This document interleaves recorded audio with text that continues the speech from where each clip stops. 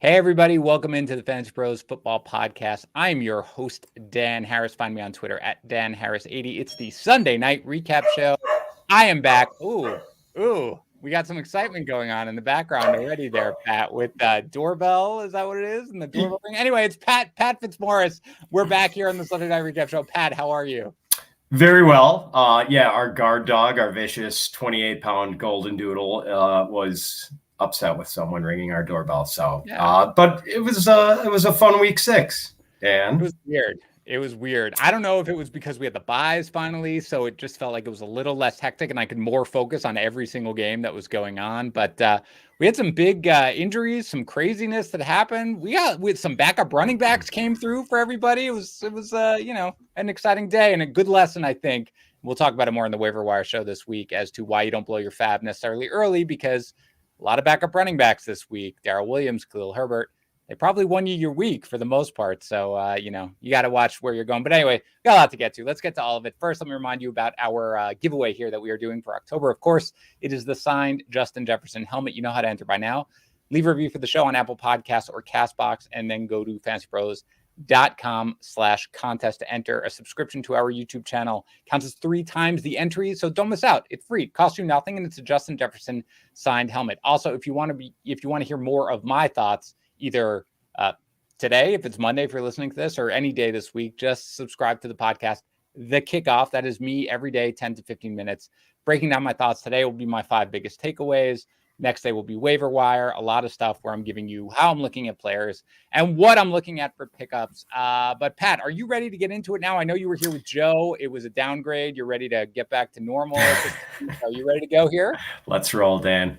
We've got a lot of trust or bust, Pat. We've got 3 names, and let's start with Kenyan Drake. So Kenyan Drake, 6 touches. So not exactly an overwhelming workload here, but he does the most with it. 4 for 34 with a touchdown on the ground, plus catches both of his targets, 39 yards, and a score through the air. Some people might be thinking, ooh, look, new regime. It's going to be a Kenyan Drake time. But for you, Pat, trust or bust Kenyan Drake going forward? I'm going to say bust. Still a relatively subdued role compared to Josh Jacobs. And it's nice to see that the new regime is giving him a chance at least, but I don't think we're going to be considering using him in our lineups anytime soon. Yes, that is the correct answer. There's just no way. Again, it was exciting. And when I'm watching it, I'm looking through a bunch of things. I was like, wow, he must be really involved. Maybe this is more of like a 50-50 split, but Jacobs dominated the time in the game. So I agree with you. It's a bust. Still good to see for anybody, for the 2 managers, probably both of them members of Kenyan Drake's family, who are still starting him most weeks. T.Y. Hilton, next up, trust or bust. He returns here against the Texans. Pretty impressive. Only 4 targets, but he catches all of them. 80 yards. Now, he does leave late with, I believe, a quad injury, so we'll obviously have to monitor that. But assuming that he is healthy going forward, trust or bust T.Y. Hilton? Yeah, injury pending, a modified trust, I would say. He looked good. He looked sort of like the old T.Y. Hilton, and the one we saw down the stretch, he was pretty good in the final 6 games of 2020. So, tentative trust. I think he's a guy you might consider for, your 3rd wide receiver spot or perhaps a flex spot, especially with the buys, staying with us for the next several weeks. Yeah. Well, next week, everybody's on bye, so everybody is a potential wide receiver 3 at this point. Yes. Not Indianapolis, though. They do play San Francisco next week. Well, let me ask you something, Pat. I won't hold you to it because we're just reacting to this as it comes in. But assuming that T.Y. Hilton is fully healthy, it was a cramp. I feel totally fine 100%. Do you think T.Y. Hilton or Michael Pittman Jr. rest of season? Oh, man, I would say Pittman still, although the Hilton return apparently does mess with the breakout season of Michael Pittman, unfortunately. Yeah, it was definitely a down game for him in this one, and we will get to it, but it was kind of a weird game. Paris Campbell caught a touchdown. He also left with an injury, by the way. Last one here, Pat, Donovan Peoples-Jones. That game, we could spend the whole podcast if you want, just breaking down that game. But 5 targets, 4 catches, 101 yards, and 2 touchdowns. One of them, of course, at the end of the half, a Hail Mary, which he just went up and got. But trust or bust here, Donovan Peoples-Jones? I'm going to say bust. We just haven't really seen him sustain it. We know that this is a team that wants to run the ball and has offered very little of value in the receiving game. So I just don't think we can trust it in a big way. Yeah, that's for sure. And also Baker, obviously, I mean, it sounds like he's going to be able to play through this thing. He left, he came back, he redislocated his left shoulder. It's his non-throwing shoulder. They have a Thursday night game though. Now I'm a little worried right now about what we're going to see out of that team, but I agree with you. Regardless, you cannot trust certainly Donovan Peoples-Jones. All right. I had Joe skip this last week, Pat, just because I have our thing with our rest of season rankings. I'll put it here. I said, I don't want to put you on the spot. It's a very, very difficult segment. But now I am back. I am ready to torture you. And let us get to I am confused by your opinion, sir. I am confused by your opinion on Myles Gaskin. So he has the big game last week against the Bucs where nobody in the world was starting him. Enough for you, Pat, to rank him. This is rest of season rankings, by the way, because I ranked him as a borderline starter this week, too. I'm sure most people did because it was such a good matchup. But you, Pat, rest of season moved him up to 27th in your running back rankings. That was sort of somebody you're like, okay, I feel like this guy's going to be a startable flex pretty much going forward. But 5 for 9 on the ground. He gets 6 targets, catches just 2 of them for 5 yards through the air. You got to be dropping him hard, right, in your rest of season rankings. Yeah, this is just such a frustrating situation. And as if you're not punishing me enough here, Dan, I spent major fab money on him in a league where he was available, started him this week, and was rewarded with that fine, 2-point output. Yeah, so this is really frustrating. It's just we can't tell if they are favoring Gaskin or going full-blown committee in any given week. And 2 out of the last 3, it's been full-blown committee. So that was definitely a head fake we got from the Dolphins last week with the enhanced Myles Gaskin usage. And it's going to be really hard to trust anything about this backfield going forward. Yeah, I agree with that completely. And the bottom line is this. He got off to a bad start in the game in that he fumbled. He didn't lose it, but he did fumble. And then he just dropped a pass. And I wonder whether or not they looked at that and said, okay, you're out. And it's sort of like the pre-Leonard Fournette cementing himself in this role, as we hope, completely solidifying a role in that backfield, or whether it is the Bucs pre this, you drop a pass, you lose a fumble, you're on the bench. We're putting in the next guy up. And regardless of what it is, or if it's really that they just don't have one, you can't trust Myles Gaskin. Like, there's just no way. Like, maybe in this matchup with bye weeks, okay, I could understand it. I did too. But going forward, absolutely not. Fine to keep him rostered. Maybe something changes, but there's no way you can think about starting him. A guy who you can think about starting, and who I am confused about your opinion, sir, is Kirk Cousins. Now, I know there's not a lot of difference when you're ranking Cousins, 12th, like I had him, 18th where you had him. It's not crazy when you're in that range. Everybody's sort of right around there, but still 18th rest of season. That's sort of a guy who's like a pure only streaming in the absolute right matchup. But again, he comes through here in this game, 373 yards and 3 touchdowns. So 18th rest of season coming in. Do you think you'll be moving him up now after this week?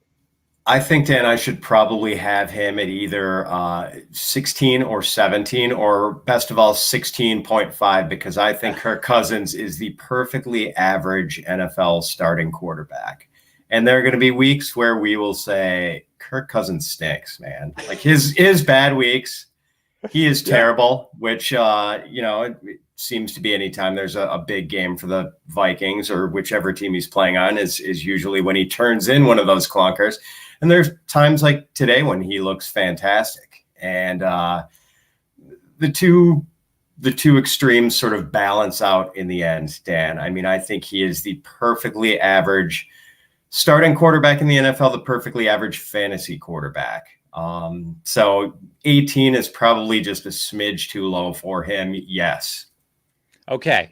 What I love about this, Pat, is I think this is the first time you've really stood your ground. I mean, Tags used to basically tell me I'm an idiot, and he's just holding firm whenever I said, why are you ranking this guy? You'd be like, because that's the right way to rank him. You've always been like, all right, maybe I'm a little too low. You're right. But you're like, nah, no good, which is fine. Go ahead. Do you want to say something? You're good at finding my weak spots, Dan. What can I say? Yeah, well, he's got, he still has a relatively decent schedule. Now he has a bye, obviously, then Dallas, Baltimore, Chargers, Green Bay, San Francisco, Detroit. I mean, it's a mixed bag, and he is a streamer, generally speaking. So is everybody in that range, really, when you think about it. So either way, I'm not gonna kill you for it in that sense. I get it. I am a guy who probably leans towards starting Cousins a little bit more. Let me ask you, a guy who was higher on him in your rest of season rankings. Obviously, you just stream regardless. But generally speaking, rest of season, you have to start one of these guys every single week going forward. Is it Kirk Cousins or is it Sam Darnold? I'm going to stick with Sam on that one. Okay. Just we saw more of the aggressive running from Sam today. And I think maybe that's the difference there. And we'll talk more about that game. That was an interesting game. So we can discuss Sam's performance in depth a little bit more soon here. All right, let's save it for that. Let's instead go to London, where we can talk about Urban Meyer getting his first win here. Jaguars 23, Dolphins 20.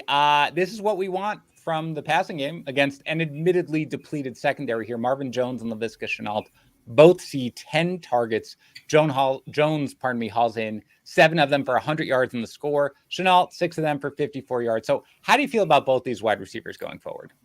Yeah, well, you mentioned it, that no Xavier Howard, no Byron Jones for the Dolphins, which was big. So we wanted these guys to eat. I feel pretty good about Jones going forward. And, maybe it does help that Chark isn't around anymore, that he is the primary, deep targets for Trevor Lawrence now. I feel a little less positive about Laviska, that he once again really wasn't able to cash in on those 10 targets. It's just the short area usage is just sort of limiting his weekly ceiling, and we're just not really seeing him pop. So a guy who, maybe can slot in as your third wide receiver or flex, but I mean, I think Viska is going to be the subject of many a start-sit question in the weeks to come, because he's worth considering, but he just never gives you that big game you need to feel really confident about using him. Yeah, I agree. I mean, again, you're right. The targets are great to see, but the fact that he didn't produce in this game, really, I mean, again, 54 yards, given the depleted secondary, as we said, is disappointing. Jones is a guy who I feel like, Pat, do you ever have these guys who you rank who you just don't know? You always feel like you're a little bit wrong. It's like you're a fantasy manager and you make your start-sit decision. Every time you want to start a guy, he does nothing. Every time you sit a guy, he goes off. I feel like that's me when I rank Marvin Jones right now, where I just don't have him for whatever reason. So I'm just leaving him in my lineup from now on going forward. Meanwhile, James Robinson with 100% of the running back touches, 17 for 73 on the ground with a touchdown, 4 targets, 3 catches, 28 yards through the air. Just a locked-in RB1 going forward, right? Yep, absolutely. Very good. Not much to discuss, but for the Dolphins, Tua does return here. He attempts 47 passes. I'm not sure that was in the original game plan. He completes 33 of them, 329 yards, 2 touchdowns, and a pick. He adds 22 yards rushing. The 2 big producers here were Mike Gesicki, who, again, has kind of just become a guy who you can just roll with going forward instead of finding a streamer. 9 targets, 8 catches, 115 yards. But Jalen Waddle, the big guy here, 13 targets, 10 catches, 70 yards, and 2 touchdowns. His ADOT goes way up when you get Jacoby Brissett out of there. So do you think this is a sign of things for Jalen Waddle? Yeah, good that he gets to work with Tua again. And it will be interesting to see what happens when we get the return of Devontae Parker and Will Fuller. But I think there's a decent chance that Waddle continues to be the most valuable wide receiver in this receiving core. And as you mentioned, Gesicki, I mean, he's knocking at the door with those elite tight ends. He's very close to being considered with those guys. And maybe he's more valuable than TJ Hawkinson at this point. Yeah, although Hawkinson, to be fair, had a good game here in this matchup. I'm trying to check where you and I had him ranked. Rest of season. Ooh, we were both low on him, Pat. I didn't realize this, actually. We both had him 14th rest of season. So this is something where I'm in agreement with you, by the way. He's going to move way up for you in your rest of season rankings, yes, right? Absolutely. Me as well. And again, we'll see what it looks like when everyone is healthy. But, they don't have a bye next week, by the way. Yeah, I saw you tweeted that out, which I noticed as well. Wait, is this the first time I've ever seen a team off a London game and not have a bye?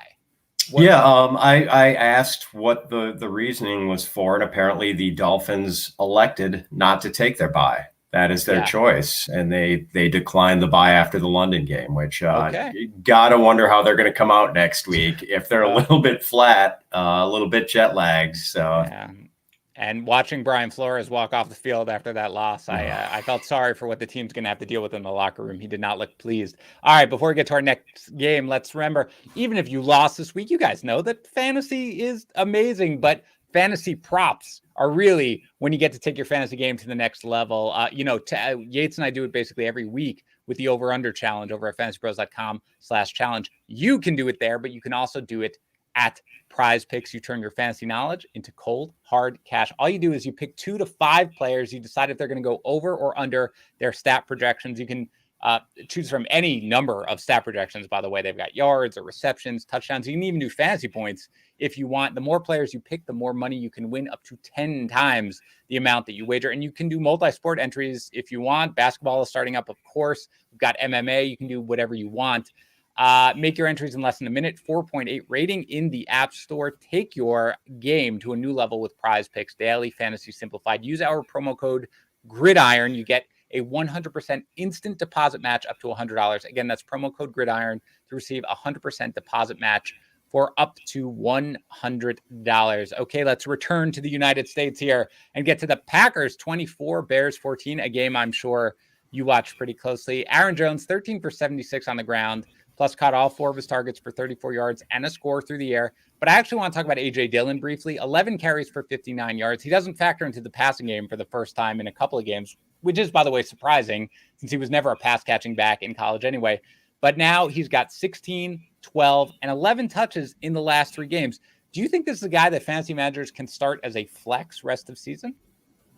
I don't think generally that's going to be the case. Like, I think that would be a tough ask of Dillon to be good enough to play that sort of role. I don't think he's a starter right now. He's got a little bit of standalone value maybe during bye weeks, but they've just been a little run heavier lately, and game script has allowed them to do that. I think today they had 31 runs and 23 passes, although some of the runs were Aaron Rodgers scrambles that were intended to be passes, but still, when you're pretty close to that 50-50 balance, then you're going to be able to support 2 running backs. I don't know if it's going to be that way forevermore for the Packers the rest of the season. So I don't think he's quite in that comfortable start range.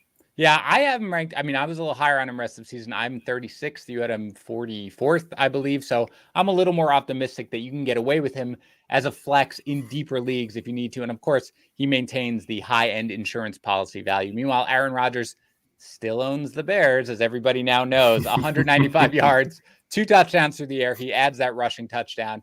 Meanwhile, Devontae Adams, 5 targets, 4 catches, 89 yards. Allen Lazard, 5 targets, 3 catches, 27 yards with the touchdown. Not really sure there's much else to discuss here with the Packers, Pat, unless you disagree.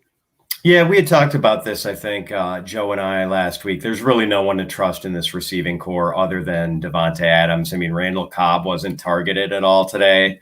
Equanimous St. Brown he had a touchdown overruled on kind of a dubious offensive pass interference call. Yeah. And Lazard just happened to be the number 2 guy who popped a little bit today, but there's just no value there. And getting back to the Dillon thing, Dan, the other thing is just his not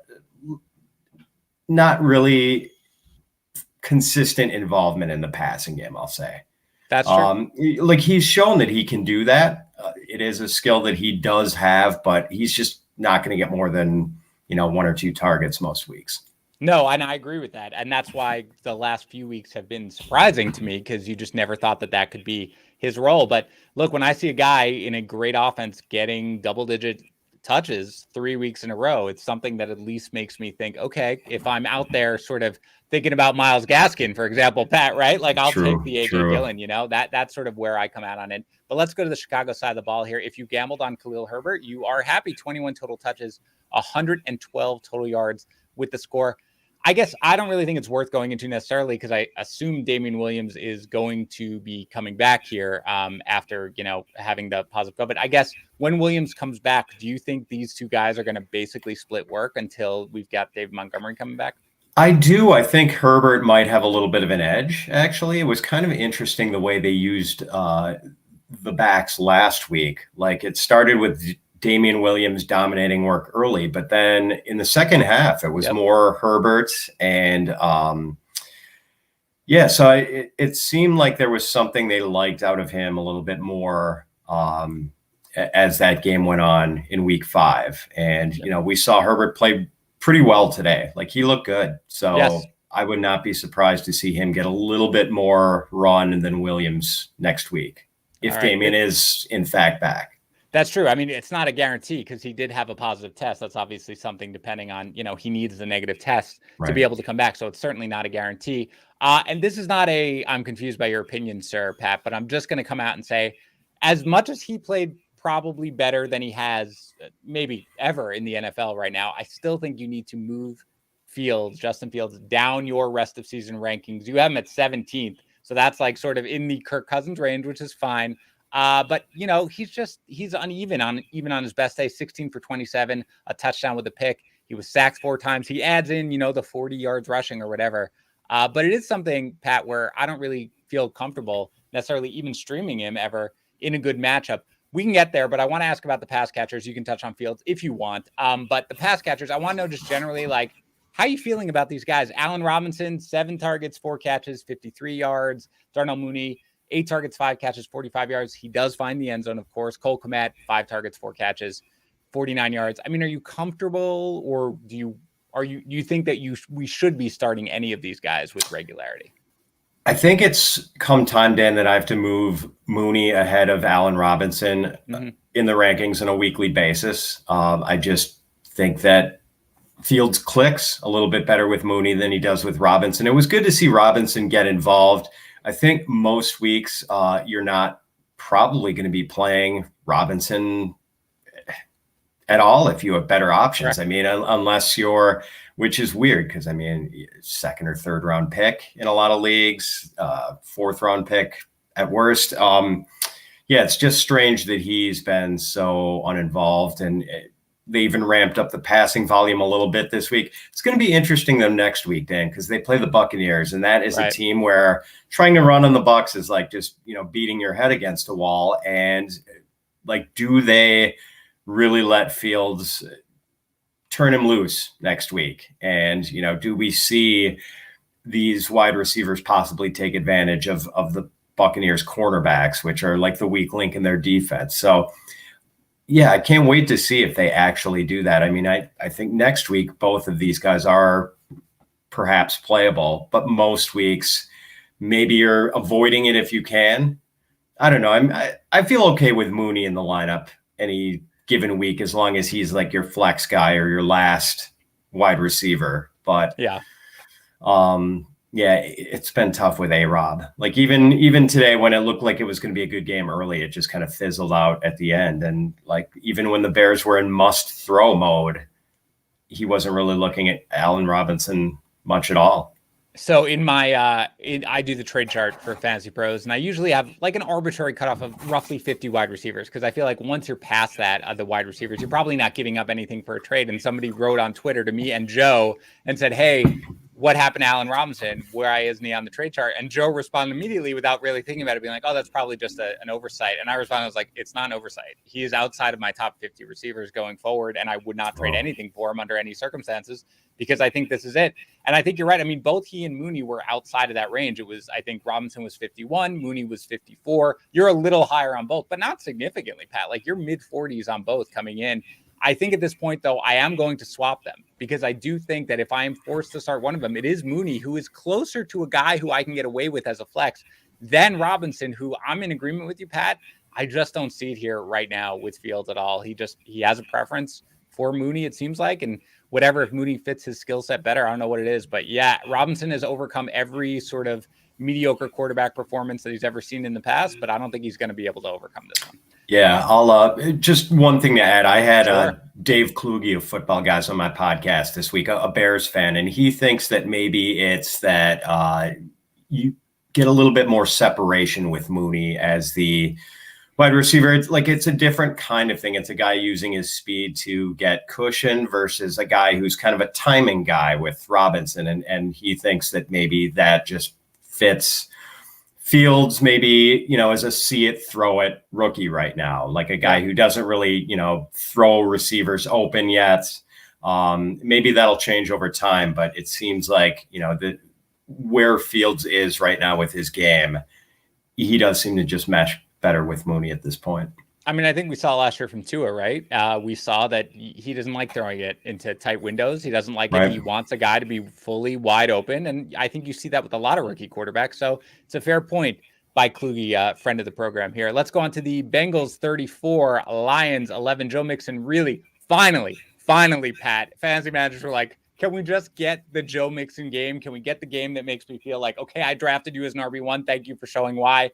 This was at 18 for 94 on the ground. 6 targets, 5 catches, 59 yards, and a touchdown through the air. Without Samaje Perine, Chris Evans also steps up, 67 total yards and a score. Meanwhile, Joe Burrow, want to more focus on the receivers here. Burrow throws for 271 yards and 3 touchdowns, one each to Mixon and Evans, as we said. The other to CJ Uzama, catches all 3 of his targets, just 15 yards and a touchdown. Auden Tate also catches a touchdown from Brandon Allen's lone pass attempt here. Meanwhile, though, Jamar Chase, he continues his excellent season, 6 targets, 4 catches, 97 yards. But now we've got all 3 of these guys healthy. We've got a matchup they should dominate. T. Higgins, 6 targets, 3 catches, 44 yards. Tyler Boyd, 3 targets, 1 catch, 7 yards. So what are your thoughts here on this Bengals wide receiving core? I'm still confident in Higgins. I think he still deserves to be started every week, and I think he's going to have his good games. I'm much more worried about Tyler Boyd, Dan. Like, I don't think he's really playable most weeks anymore. So he had in the 2 games that T. Higgins missed, 4 catches, 36 yards, 1 touchdown, 9 catches, 118 yards, no touchdowns. So 2 pretty good weeks there. In the 4 games that T. Higgins has played, Tyler Boyd's averaging 34 yards, and I think 15 catches in those 4 games. So, man, I mean, he is the odd man out when all 3 of those guys are healthy, Dan. It's frustrating because, you know, we think the narrative with Burrow is that he loves his slot guy, you know, right, that he just got the big season out of Justin Jefferson when he was the slot guy. And it's just not happening for Boyd this year when Chase and Higgins are both healthy. And unfortunate. So, yeah, ballpark it for me. You and I both had him at exactly wide receiver 37 in our rest of season rankings. Ballpark it for me. I won't hold you to it. Where do you think he's falling rest of season? Allen Robinson territory. Ooh, okay. That is a perfect answer. Actually, I'm not sure. I need to dig into it a little bit. I need to go back and look through everything. But I agree. And a couple of weeks ago, I listed Boyd as, you know, we do the featured pros where we all give our answers very quick. Who's your sell high candidate? It was Boyd for me because Boyd was a guy who I said, you know, once everybody is healthy, it's very unclear at best. At worst, it's clear that we're not going to see him come in here because, of course, Chase has taken on such a huge role. Of course, Higgins is also an alpha in this offense. So, yeah, I agree with you. It's a good point. Allen Robinson territory this year, at least, is not where you want to be. For the Lions, the offense just ugly. I mean, overall, DeAndre Swift, you know, comes through from a fantasy standpoint. Only 13 for 24 on the ground. He does find the end zone here, but he does have 7 targets, 5 catches, 43 yards. Do you still feel confident in him as an RB1? You had him ranked 11th in your rest of season rankings coming in. I do. Back end RB1. And I think we're going to see again that the trend of him getting significantly more snaps than Jamal Williams held up again. I think it's pretty much like a 2/3 to 1/3 type of ratio. And I think that was true again today. Like, we didn't see Jamal do much of anything. Correct. And I do want to ask you then, because Pat, kudos to you. I mean, you had a much lower than I did in our rest of season rankings. You had him 40th, Jamal Williams, already. I had him much higher than that, 31st or something like that. So, you know, another day where he doesn't get that many snaps, 4 for 11 on the ground, 1 catch for -2 yards. Is Jamal Williams droppable for you at this point? I think he is, and it's the lack of usage in the passing game the last few weeks that's been really alarming, because I don't think we're going to see on this team that is not going to get many run-friendly game scripts. If you're a run-only running back, I mean, on the Lions, where is the value in that? And I think Jamal has been averaging basically like 1 target a game for the last 4 weeks. So if he's not catching passes, he's got very little value. Yeah, and what's weird, I mean, again, he caught passes in Green Bay, and he started out catching passes as well, along with DeAndre Swift, but now that's just kind of been an afterthought. And I'm in agreement with you. I will be dropping him significantly in my rest of season rankings. TJ Hawkinson, we alluded to, again, battles through the knee injury as he continues to do. He does see 11 targets, 8 catches, 74 yards. Very quickly, Amon-Ra St. Brown. Disappointing here. People were excited because, again, he's basically the only guy left standing in that receiving core. 7 targets, 5 catches, 26 yards. Very quickly, what are your thoughts here on Amon-Ra St. Brown? So he had 8 targets in each of the 2 previous weeks. So that's kind of his level that he's getting them. But 7 or 8 targets when the targets are short area targets are not going to be as valuable. And this offense is just kind of a pop gun attack right now. I think they've gone scoreless in the first half in 3 out of their last 4 games. So I can't even get excited about the Jared Goff revenge game against the Rams next week, Dan.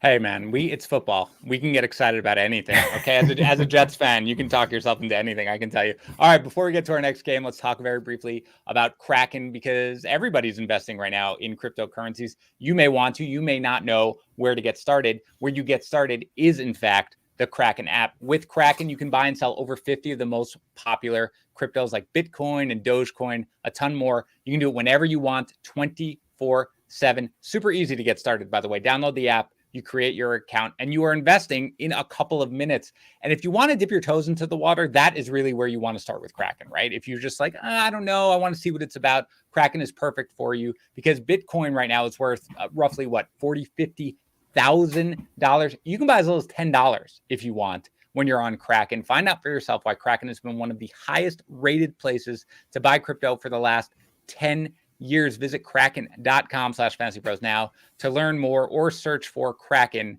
in the App Store. All right, let's get to the Colts 31, Texans 3. Jonathan Taylor is good at football, 14 for 145 yards and 2 touchdowns on the ground. He has a catch for 13 yards. Carson Wentz is fine. A lot of people, Pat, were like, I need to start Wentz, the matchup. He was fine. I don't know why people were freaking out about him. 223 passing yards, 2 touchdowns. One is the 51-yard catch by Paris Campbell, who left with a foot injury. One is a 28-yard touchdown catch by Mo Alley Cox. We talked about T.Y. Hilton. We talked about Michael Pittman Jr., but let's add on that a little bit. 3 targets only, 2 catches for 35 yards. Now, Wentz didn't attempt a crazy amount of passes here. They were way ahead and everything like that. But assuming that T.Y. Hilton is healthy, sounds like you do have a little bit of concern about Pittman here going forward. A little bit, yes. Hilton closes the gap between the two of them. I think I'm still going to have Pittman as the highest rated guy, as mentioned earlier, but it's not going to be that far ahead of Hilton. Just frustrating because we were seeing Pittman get targets downfield in previous weeks. I don't know if that's going to change now that, Hilton's always been sort of this lid lifter, a guy who, can really take the top off a defense and connect on some deeper ones. And, is Pittman going to lose some of those downfield targets that are so valuable? So maybe if Campbell has an injury that keeps him out for a while, that might help the target counts with both guys, but yet to be seen. Yeah, I agree with you. And I was higher on Pittman going forward. I mean, I'd moved him all the way up to rest of season 28 because I had started to finally buy into it after Yates texts me every single day asking me if I've moved Pittman up enough. So finally now I'm like, got to pull it back a little bit. But I agree with you. Slight concerns right now. Again, the injury concerns are really a huge deal right now. So we have to see where those end up. For the Texans, we rely on one guy. His name is Brandon Cooks, and he comes through for us here. 13 targets, 9 catches, 89 yards, no touchdown or anything, but it's fine. Meanwhile, in a game the Texans lose by 28 points, Mark Ingram somehow manages 17 carries for 73 yards. He also adds 2 catches for 8 yards. Do you care at all about a Texans running back, or do we just completely ignore it? We ignore it, but it was admirable the way they were trying to establish the run in the fourth quarter down that many scores. So you gotta stick to your resolve, man. Yes. That's what it's about. Anybody else on the Texans you want to talk about? I mean, Nico Collins returned 44 yards, anything like that, or move on? Nico's interesting for dynasty, but not for redraft. Good enough for me. Rams 38, Giants 11. I mean, the poor Giants. Kadarius Toney leaves with the ankle injury very early on. It looked like this was going to be a ginormous game. I mean, he looked fantastic. He started out huge, 3 targets, caught all of them for 36 yards. Ankle injury, that's it. I haven't seen anything on the severity of it, but obviously he was battling it coming in, so we'll have to see. And then they had all the injuries on the offensive line. Andrew Thomas left, Nate Solder left. So the bad Daniel Jones shows up here, 29 for 51, 242 yards and 3 interceptions. And with Darius Slayton out, with Kadarius Toney out, with Kenny Golladay out, it is all Sterling Shepard, 14 targets, 10 catches, and 76 yards. And of course, the ghost of Dante Pettis returns, 11 targets, 5 catches, 48 yards. So, I mean, Pat, next week is the bye week, right? I think we've got, 6 teams on bye next week. So you have to be optimistic right now on Sterling Shepard's outlook against Carolina in a 1-week thing, right? Yeah, assuming that Tony is probably going to miss next week, I would think. It should be a big target load for Shepard yet again. And you said it, the ghost of Dante Pettis. When you're giving 11 targets to Dante Pettis, and like the poor Giants, I mean, their cupboard was quite stocked at wide receiver, and they are forced to run out Dante Pettis and give him 11 targets. It's kind of sad. I know, and their offensive line's visible. And they don't have Saquon Barkley. So, I mean, let's assume that Saquon Barkley is not ready next week. I don't expect him necessarily to be ready. Devontae Booker here, not terrible. I mean, 12 for 41 on the ground, not great. He does add 4 catches for 28 yards through the air. So in a half PPR league, in a full PPR league, you're not dying. If you roster Booker and you assume Saquon's not going to be back next week, how do you feel about him after this game? Yeah, it was kind of frustrating that you had all these guys these backups ascending to featured roles this week. Khalil Herbert, Darrell Williams, Chuba Hubbard back in that role. And most of them popped. I mean, Hubbard was just sort of solid, but Herbert, nice game. Darrell Williams, smash game. And Booker was the one guy who was just sort of meh. And so I don't think you're feeling real good about him next week, but with the volume, he's still going to be in RB2 range, maybe lower RB2, but I think you're probably playing him if you have him next week. Yeah. I mean, look, it wasn't the worst matchup of all time because, the Rams are kind of susceptible, to running backs a little bit at least. But again, they were just so decimated, and their offensive line with the injury is it's just terrible. Now, again, they get Carolina next week. So, Carolina's a pretty strong defense, but certainly it is something where he might be the only game in town at this point on that team going forward. Meanwhile, for the Rams, Pat, I feel like when we've talked, you're just not that into Darrell Henderson, generally speaking, like 18th in your rest of season rankings, 21 for 78 with a touchdown on the ground. 2 catches for 29 yards and a touchdown through the air. I mean, just general thoughts right here, because I have him basically as a borderline RB1 going forward. Are you going to move him up to that spot or still a little reticent? Yes, you found my Achilles yet again, Dan. I'm going to move him up for sure. The usage in recent weeks has just been so encouraging. And even though there weren't a lot of targets today, it was nice to see that one of them was that downfield, I think it was a wheel route where he got the touchdown. Yeah, just dominating carries until it was out of reach, and then they stuck Sony Michel in for some token work at the end of the game. But I mean, this is Henderson's backfield, and he's had some trouble staying healthy over the years. Hopefully he can maintain his good health because he looks fantastic, and the Rams are giving him all the work he can handle. Yeah, I'm a little surprised that Michel didn't get more work in a game that they were well ahead. I mean, one of the props that I advocated for was under on his 17 and a half rushing attempts because I thought that Michel would factor in the way that Sean McVay has been saying. But yeah, right now there's no reason to doubt Darrell Henderson whatsoever. There's no reason to doubt Matthew Stafford or Cooper Kupp either. Stafford, 22 for 28, 251 yards, 4 touchdowns. Cooper Kupp, 12 targets, 9 catches, 130 yards, and 2 touchdowns. Meanwhile, what about Robert Woods? He does catch a touchdown pass, but just 5 targets, 2 catches, 31 yards. Again, they were way ahead, so whatever. But are you encouraged by the fact that he caught a touchdown pass? Are you discouraged by the lack of targets or receptions, or are you just basically where you were?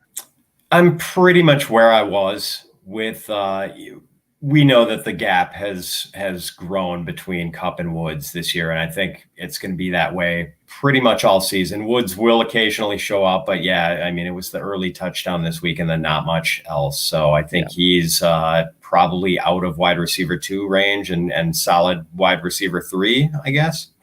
Yeah, I mean, I think borderline wide receiver 2 basically is where I usually have him ranked, and that's probably about where I'll continue because I feel like once you do get to that range, it's never that consistent anyway, right? Like you've got True. like for me, the Tyler Lockett's and the Cortland Suttons, the Devontae Smiths, people like that where you never really know. Let's get to Chiefs 31, Washington 13. You live by the streaming quarterback, you die by the streaming quarterback. Taylor Heineke, 24 for 39, just 187 yards, a touchdown and a pick. Everybody kind of fails here, Pat, for Washington. This was a game that, everybody wanted to attack. Terry McLaurin, who was obviously a little banged up with the hamstring coming in, 8 targets, just 4 catches, 28 yards. Antonio Gibson, 10 for 44 on the ground. He lost the fumble. He was in and out of this game. I mean, your 2 best players in this game for Washington are J.D. McKissick, who totaled 110 yards on 16 touches, and Ricky Seals-Jones, who had 6 targets, 4 catches, and 58 yards. Is this just a terrible day at the office for the Washington football team, or do you have real long-term concerns with any of these guys? I'm a little nervous about the obsession with J.D. McKissick and what it does to Gibson. It's very frustrating that Gibson gets so little usage as a pass catcher. And plus the health issue, it was a calf or shin injury. And then did he add the calf injury to? Someone said, I heard one report say that he aggravated the injury and another one that maybe it was a different thing, a calf injury. Yeah, I didn't see the calf. I may have missed it. Somebody in our chat, people are here with us on youtube.com/FantasyPros. You should be too. Live streaming, they can comment. If it was a calf, I thought it was just his shin that he was in and out a little bit. And again, the reports are that he has a stress fracture in that shin, which as much as he's like, okay, the offensive coordinator says he's not even limited, like that is a concern long-term going forward. I would have sold high after last week, but I'm concerned about this, Pat, certainly for the long-term health of what we're going to see here from Antonio Gibson. I'll see whether or not it's a new injury, but I am a little concerned. What about McLaurin here? He, again, he's been a little inconsistent. Are you concerned at all about him? Not really. There was one missed deep connection that was really close, just a matter of timing. I mean, maybe we do have to get a little bit eager about the return of Ryan Fitzpatrick, because I don't know if Heineke is going to be holding the job once Fitz is ready to roll, which should be fairly soon here. Yes. So yeah, I mean, it very frustrating for managers who have McLaurin, I'm sure. Yeah. No and question. Sorry to everybody who I told to start him today because they were like, I'm worried. And I was like, stop being worried. Go out and start him. It's always a terrible feeling when you're watching games. And I have no shares of Terry McLaurin, and still it was very harmful to me. Oh, by the way, can I add, Dan? Of course. Ricky Seals-Jones. Yeah. Almost on the cusp of tight end 1 territory for as long as Logan Thomas is out. Do we have the reason, by the way, I didn't go into that is because do we have a timeline yet on Thomas here for the injury? Not that I'm aware of. Like, I think it's going to be another week or 2 at least. Yeah. I mean, he had the big touchdown catch here. And again, he was a good streamer this week. I mean, I assumed that I ranked him as a tight end 1. He was a guy who you could use in this matchup, and certainly in the right matchup. He is a guy you can get away with for sure until Thomas returns. For the Chiefs, again, Darrell Williams, we mentioned, comes up huge. Just 21 for 62 on the ground, but he does score twice, 3 for 27 through the air. Real simple, with Clyde Edwards-Helaire on IR, he's just locked into your lineup as an RB2, right? He is for sure. And the one wild card was how much they were going to give Jerick McKinnon, and it turned out to be not a lot. Correct. Almost nothing, basically, which is great. And again, they trust him. They were giving him goal line work, and he was cutting into CH's snaps anyway. So certainly good to see sort of what we hoped would happen actually happen. Meanwhile, Patrick Mahomes, he throws 2 picks, but also 2 touchdown passes, 397 yards. Both Tyreek Hill and Travis Kelce, they battle injuries a little bit here. Tyreek Hill with the quad again, that he was out, then back in. Travis Kelce at the end of the game looked like an arm injury, but they both come through again. Kelce, 11 targets, 8 catches, 99 yards. Tyreek Hill, 12 targets, 9 catches, 76 yards, and the score. Mecole Hardman has 4 catches for 62 yards, but he loses a fumble. Anything here from the Chiefs, or just business as usual? Start the big guys and ignore everybody else? Yeah, give one of the blame, one of the interceptions. The blame has to go to Tyreek Hill. For the second straight week, has a ball squirt right through his hands and to a defender. Hardman has, lost the fumble, but 13 catches the last 2 weeks, only 138 yards. But it's interesting that we saw nothing of Josh Gordon today, like just a complete non-factor, no targets. So Hardman's getting a little bit more interesting. He does seem to be asserting himself as the steady wide receiver too. But then again, Mahomes just kind of throws to whoever's open. Demarcus Robinson, Byron Pringle, backup tight ends, whoever it may be. And, I don't know if there's going to be enough for anyone besides Tyreek Hill and Travis Kelce to be dependable, but we're seeing signs of life from Hardman. I mean, he might eventually become someone we can trust. Yeah, he's certainly more intriguing now than he was earlier in the year. And also, I will say that he has sort of the rare kind of insurance policy for a wide receiver, right? Where it's like, if something were to happen to Tyreek Hill, and again, he is now battling this injury, which he's clearly playing through, then Hardman becomes someone of value. And by the way, fantasy managers, say it every year, I root for Josh Gordon to succeed. I hope for the best for him. I hope he winds up having a very productive NFL career going forward, but you should not be rostering Josh Gordon in fantasy leagues right now. Like it's not happening. So move on from him if you are trying to stash him. Let's go to the next game. Vikings 34, Panthers 28 in overtime. The Vikings did whatever they could to give this game away, but the Panthers just could not fully take it. Dalvin Cook, though, 29 for 140 on the ground with a touchdown, 2 catches for 3 yards. Great to see him be able to play and play extremely well here. Justin Jefferson, 14 targets, 8 catches, 80 yards. He did lose a fumble, so not the best. Kirk Cousins, we already mentioned. Talk about Adam Thielen, though, here. 13 targets, 11 catches, 126 yards, and the touchdown. He was involved right from the get-go, all game long, just 11 catches combined over the last 3 games. He was sort of looking more like that touchdown-dependent wide receiver that we were all a little bit fading, and then he comes up with this game. So what do you think about Thielen going forward? I'm going to have to reverse the fade because I faded him hard this week, and I even benched him in one league that's probably going to cost me a win. So, he did look fantastic today. I think we have to keep rolling with him, and there are going to be weeks when he loses out to Justin Jefferson, and we know Jefferson is the superior player at this point and made some incredible catches again today. But Thielen is a really good number 2. I think we just keep him in our lineups and know that we're going to get the occasional 4 or 5 target game that's going to annoy us. But for the most part, I think he's like solid back end wide receiver 2.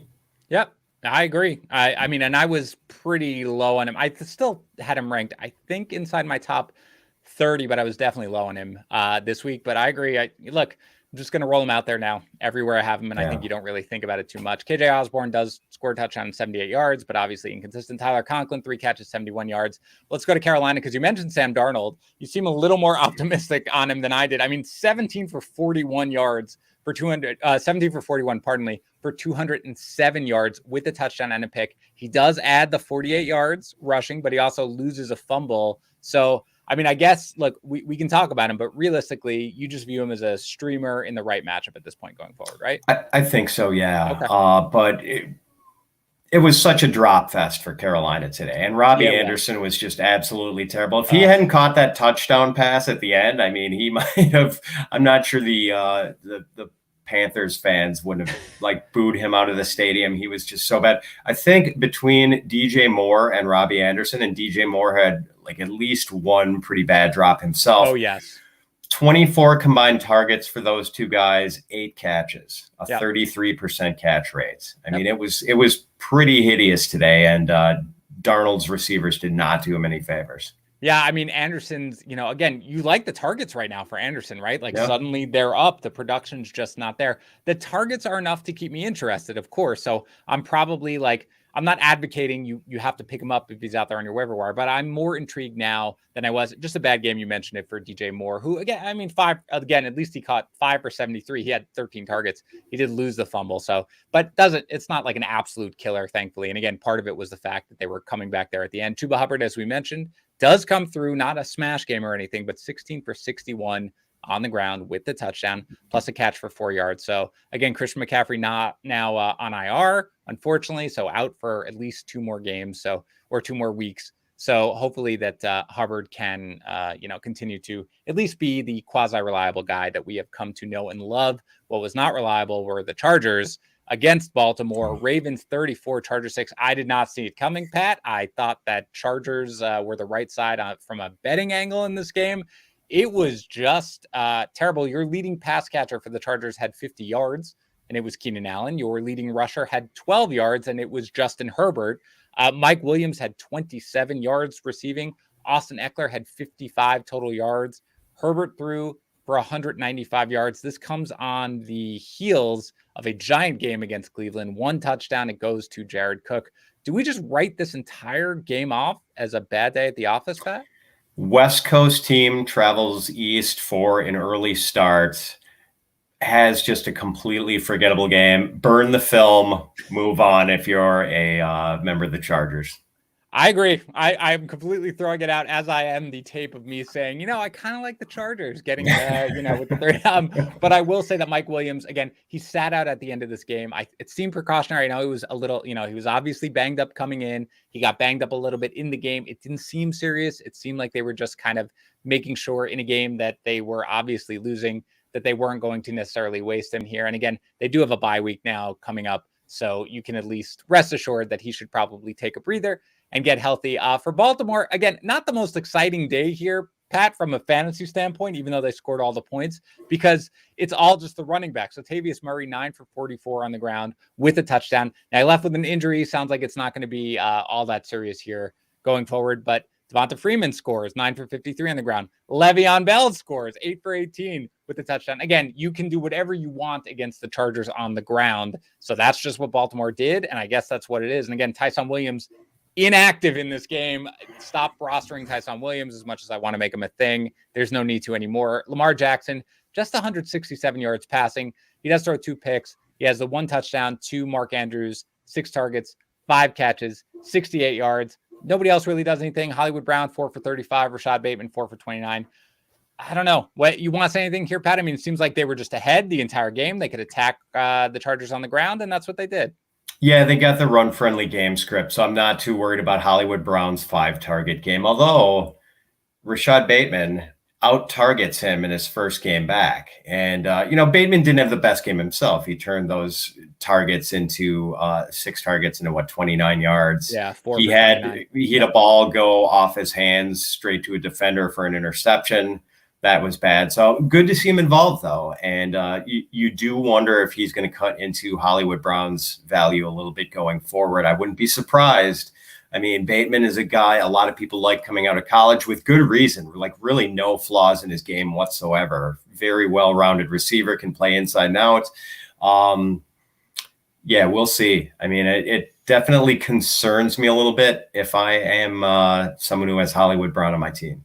Yeah, I'm not drawing any conclusions yet from this very weird game, but I admit I've basically been discounting Rashad Bateman entirely because I was like, he missed basically all of camp, didn't play in the preseason games. He's coming back after a lengthy injury, right? He's been off for a while. I can't expect him to come in here and have a meaningful role, but he did in this first game. So whether or not that's going to continue going forward, it's at least something I'm keeping my eye on as somebody who has been pretty high on Hollywood Brown going forward. Cardinals 37, Browns 14. So for the Browns, it's just totally disastrous in this game. No Nick Chubb, so it's all Kareem Hunt, but it's not great because he's got 14 for 66 on the ground, 3 for 12 through the air, and then he leaves with what looks like a bad calf injury. It sounds like that's what they're calling it, although some people are speculating it could be an Achilles. They have a Thursday night game coming up, so there is no chance that he's going to be ready to go. Hopefully Chubb is ready to go, but it doesn't sound like that's necessarily. So we'll see about what to do with the running backs. We don't have to get too much into it because, again, we have our waiver wire show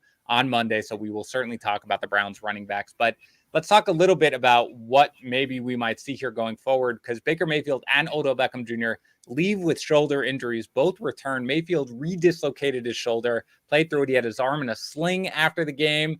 19 for 28 for 234 yards and 2 touchdowns. Doesn't play that terribly. And Beckham, when he comes back, 8 targets, 5 catches, 79 yards. So I guess just generally, we've already mentioned Donovan Peoples-Jones. What's your opinion, or what are your thoughts here on this Cleveland passing game going forward? Oh man, I don't know if there's anyone you're going to be able to start for the Browns this coming week against a pretty good Denver D that might have a pretty bad taste in their mouths after what happened to them today. We'll get to that in a second. But yeah, and a team that has an embarrassment of riches at running back, maybe two of the five most talented running backs in the league on one roster. And they're going to be playing Dearness Johnson and Demetric Felton this week, and might not have Beckham. So their top receivers might be, DPJ and Rashard Higgins. Oh man, it's like the Browns and the Giants. What have their fans done to irritate the man upstairs? I don't know. The thing is that the Browns, to me, have been an incredibly impressive team this entire year, right? Like even their losses, they could have won. They could have been 5-0 coming into this game. I expected them to win this game. And by the way, we haven't even mentioned the fact that their offensive line is completely decimated as well with injuries. It's just a disaster right now. And again, we'll have to see what's going on, but I'm not expecting Chubb to play right now. There's no way Hunt's going to play. It's just Baker Mayfield's going to try to play through this. Who knows about Odell Beckham Jr.?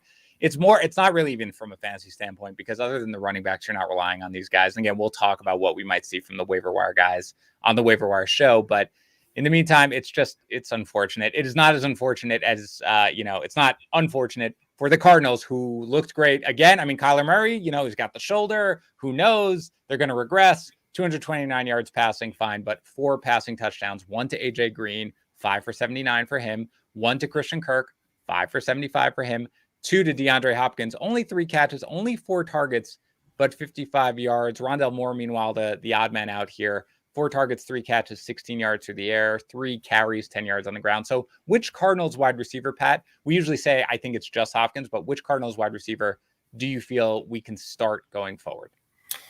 Boy, that's a good question, Dan. I'm not sure I feel confident about anyone but Hopkins.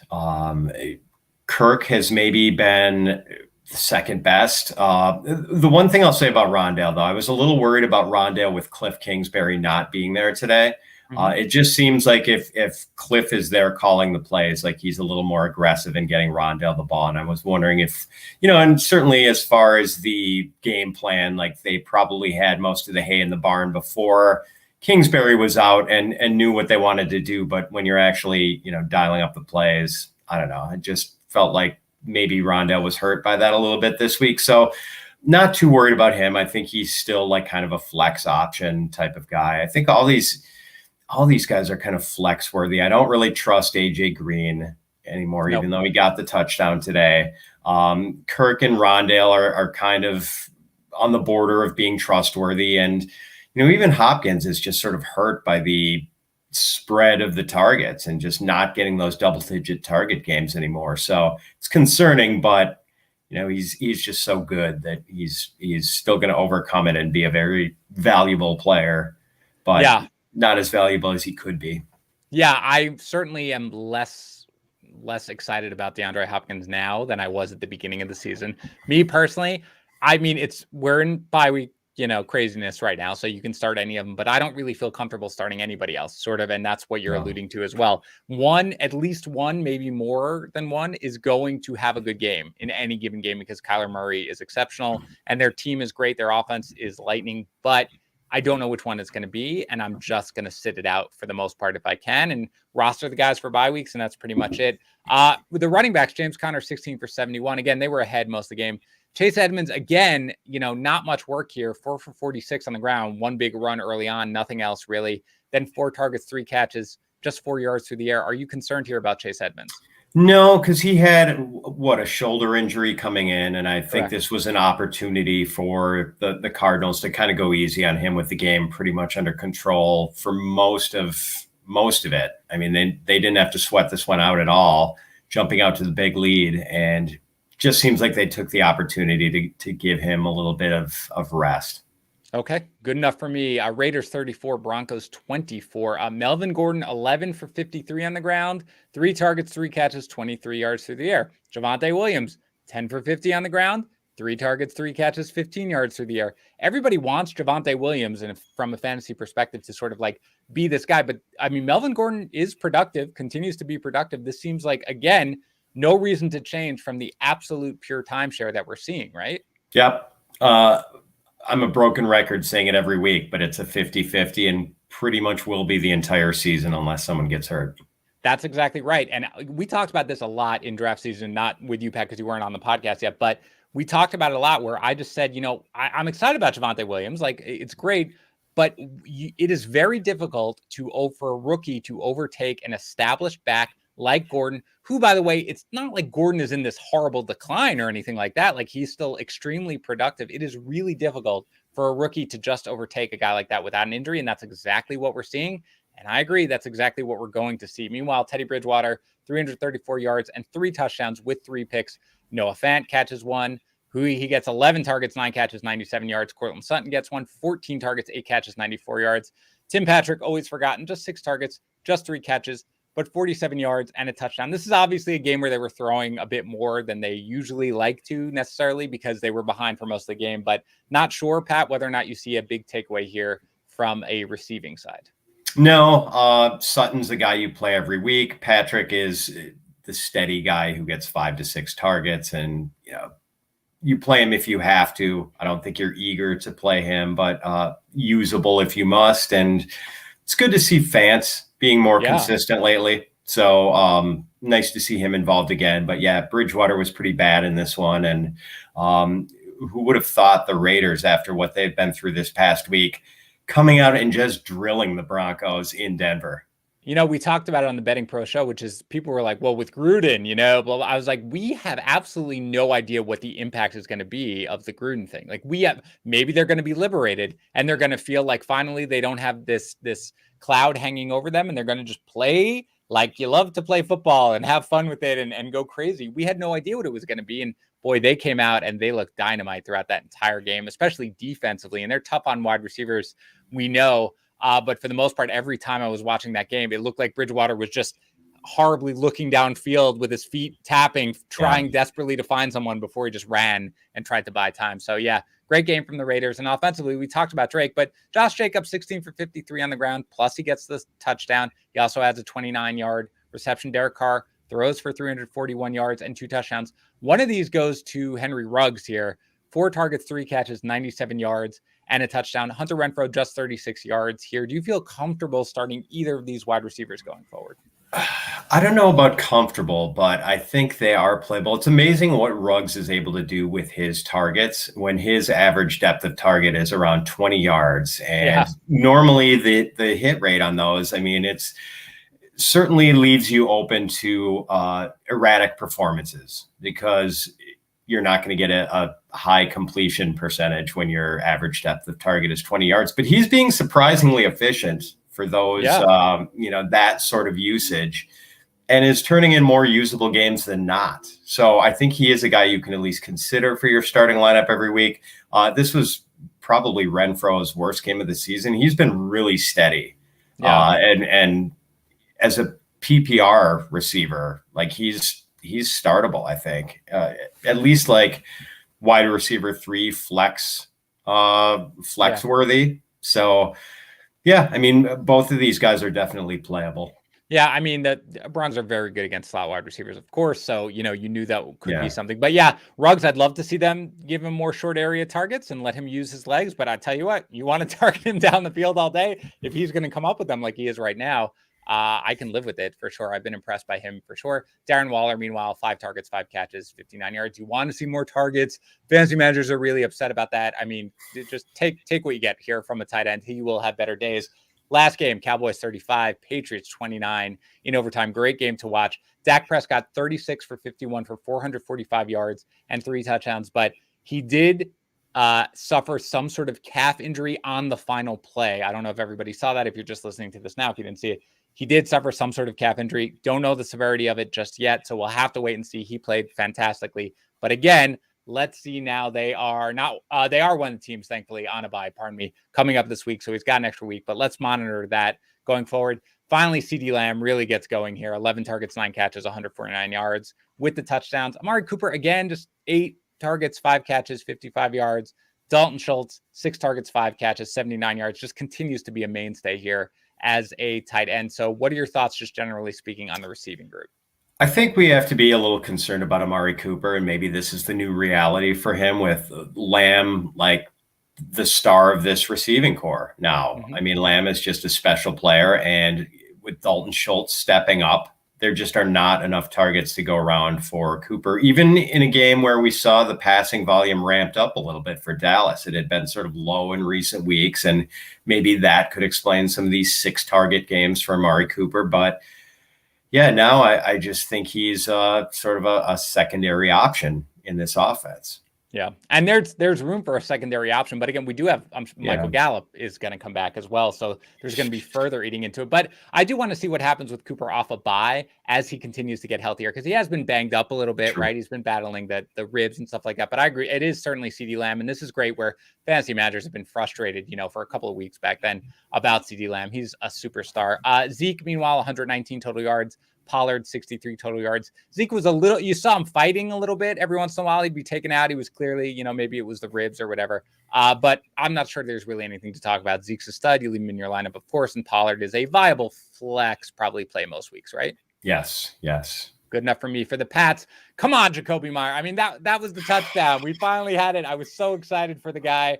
I was excited for Will, for his fantasy team, but unfortunately still has his customary 5 catches for 44 yards. It is Bourne who winds up with that 75-yard touchdown, which was like the most exciting 3 minutes in the game for sure. Meanwhile, Damian Harris, 18 for 101 yards and a score on the ground. Ramondre Stevenson does factor in here, 5 for 23 on the ground with the touchdown.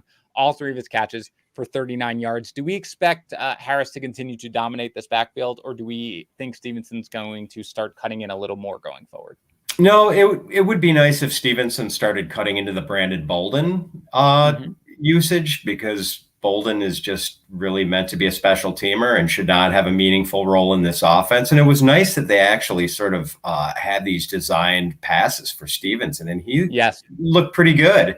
But Harris is the main man here. I sensed a little concern about him this week from a lot of fantasy managers, but he looked good. I think he's a quality back and a solid running back too. So Stevenson is certainly someone worth consideration in waiver leagues, and maybe as the handcuff to Harris for people.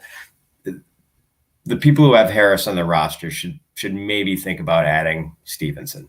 Last one, Hunter Henry. I mean, not an active game here, just 2 targets, catches both of them, 25 yards, does get the touchdown. Is he a guy who you think can be considered a borderline tight end 1 going forward? I kind of think that's where he is, Dan, borderline of tight end 1, tight end 2, like right in that low teens, 13, 14, that sort of area. I don't think you feel bad if he's your tight end, I guess, but maybe you do. Actually, you're probably looking for an upgrade if he's your starting tight end. I don't think you feel bad if he's your tight end, I guess. I think it's the adequate way to explain him, certainly going forward. I think he's probably more what we hoped Jonnu Smith was going to be. But it's not. I agree. You can basically start him most weeks and get away with it, is the way Yates and I like to sort of say. I think there's probably 16 guys that you can realistically get away with almost every week and not have to worry about it crazy. And then there's that group of guys where now Dalton Schultz, I think, is in there, and Dawson Knox is in there, where you're like, okay, I feel very good about where I'm at the tight end position. Everybody else is, you can get away with it. All right. That's going to do it for today's show. Thank you to Prize Picks. Don't forget, use our promo code GRIDIRON. You receive a 100% instant deposit match up to $100. Thank you also to Kraken. Go to kraken.com/fantasypros or search for Kraken in the app. Find out for yourself why it's been one of the highest rated places to buy crypto for the last 10 years. We will be back, as we always are, with our Waiver Wire show on Monday. We'll talk to you then.